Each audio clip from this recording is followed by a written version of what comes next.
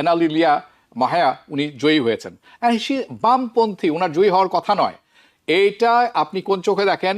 Trump এবং রিপাবলিকানদের জন্য এটি কতখানি ভয়ঙ্কর বলে আপনি মনে করছেন? নিউ ইয়র্ক টাইমস যেটা করেছে অবিশ্বাস্য। তা হচ্ছে প্রথম পাতায় দীর্ঘ একটা লেখা চেপেছে, জি, যে লেখার মধ্যে তারা প্রশ্ন করছে ডোনাল্ড ট্রাম্প কি সুস্থ মানুষ আছেন।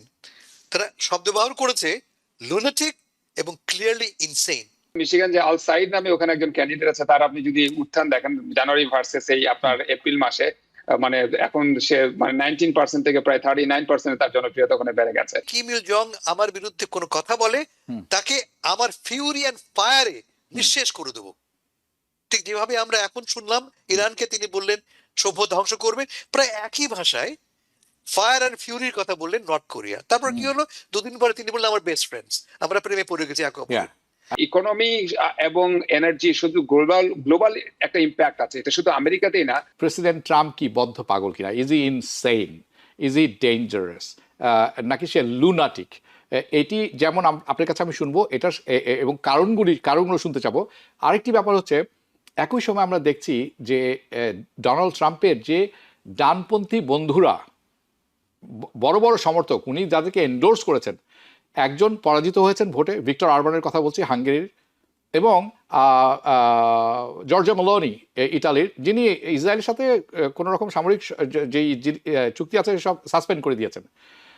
প্লিজ, এই যে এটি কি আমরা আসলে সামনে কি হতে যাচ্ছে রিপাবলিকান পার্টি বা ডানপন্থীদের, তার একটা আভাস দেখতে পাচ্ছি নাকি অন্য কিছু? সো দুটি খুব গুরুত্বপূর্ণ বিষয় রইল আপনার কাছে। রবি ভাই, নিউ ইয়র্ক টাইমস যেটা করেছে অবিশ্বাস্য। তা হচ্ছে প্রথম পাতায় দীর্ঘ একটা লেখা চেপেছে, জি, যে লেখার মধ্যে তারা প্রশ্ন করছে ডোনাল্ড ট্রাম্প কি সুস্থ মানুষ আছেন। তারা শব্দ ব্যবহার করেছে লুনাটিক এবং ক্লিয়ারলি ইনসেইন। লুনাটিক এবং ক্লিয়ারলি ইনসেইন। ইম্পসিবল, মানে আমাকে কয়েকদিন আগে যদি বলা হতো আমি এটা বিশ্বাসই করতাম না। নিউ ইয়র্ক টাইমসের মতো পত্রিকায় প্রথম পাতায় পিটার বেকারের লম্বা রিপোর্ট। কারণটা কি? প্রথমত, ডোনাল্ড ট্রাম্প সাহেবের মানসিক অবস্থা নিয়ে কিন্তু দুশ্চিন্তা আজকের নয়। আপনার মনে থাকতে পারে 2017 সালে আমেরিকার 27 জন সাইকিয়াট্রিস্ট একটা বই লিখেছিলেন যে ডোনাল্ড ট্রাম্প সাহেব অসুস্থ, শুধু তাই না, হি ইজ ডেঞ্জারাস। তখন বড় এক্সাম্পল ছিল কি নর্থ কোরিয়া। এই আমাদের প্রেসিডেন্ট তখন বলেছিলেন যে যদি কিম ইল জং আমার বিরুদ্ধে কোনো কথা বলে তাকে আমার ফিউরি অ্যান্ড ফায়ারে নিঃশেষ করে দেবো।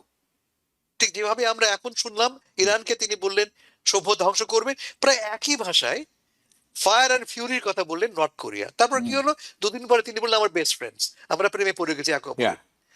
মানে নট অনলি দ্যাট, আমরা we love each other. We love each other. কথা বলছেন, লাভ লেটার্স লিখে আমরা একে অপরকে। And he called it তার মানে the little rocket man. একটা লোক কতটা মানসিকভাবে মানে ইমব্যালেন্স। এনালিলিয়া মাহায়া উনি জয়ী হয়েছেন। বামপন্থী, ওনার জয়ী হওয়ার কথা নয়। এইটা আপনি কোন চোখে দেখেন? ট্রাম্প এবং রিপাবলিকানদের জন্য এটি কতখানি ভয়ঙ্কর বলে আপনি মনে করছেন? Mid term is here, the pay back is here. What are you watching please? শুধু মায়ায় না, আপনি মিশিগানের দিকে যদি তাকান, মিশিগান যে আল সাইড নামে ওখানে একজন ক্যান্ডিডেট আছে, তার আপনি যদি উত্থান দেখেন জানুয়ারি ভার্সেস এই আপনার এপ্রিল মাসে, মানে এখন সে মানে 19% থেকে প্রায় 39% তার জনপ্রিয়তা ওখানে বেড়ে গেছে। এখন লেফটিস্টদের মানে জয় হচ্ছে। এটা শুধু তাই না, আপনি ইটালির কথা বলছেন, আমরা হাঙ্গেরির কথা বলতে পারি। হাঙ্গেরিতে কিন্তু নতুন যে প্রধানমন্ত্রী নির্বাচিত হয়েছেন তিনি কিন্তু লেফটিস্টই, এবং তার যে এর আগে যে ওখানকার প্রধানমন্ত্রী ছিল যিনি রাইটিস্ট ছিলেন এবং ডোনাল্ড ট্রাম্পের খুব ভক্ত ছিলেন, এবং তিনি 16 বছর ধরে ক্ষমতায় ছিলেন, তারও কিন্তু ওখানে পরিবর্তন হয়েছে। এখন আমরা দেখেন এই যে মানে ইকোনমি এবং এনার্জি শুধু গ্লোবাল একটা ইম্প্যাক্ট আছে, এটা শুধু আমেরিকাতেই না। আমেরিকা তো আমরা অবশ্যই, আমেরিকা কম্পারেটিভলি একটা শিক্ষিত সচেতন দেশ, এবং যেখানকার মানুষরা ডেমোক্রেসিতে খুব বিশ্বাস করে। এখানে মানুষরা খুব ডেলিবারেটলি বিশ্বাস করে চার্চ এন্ড পলিটিক্স এর সেপারেশন।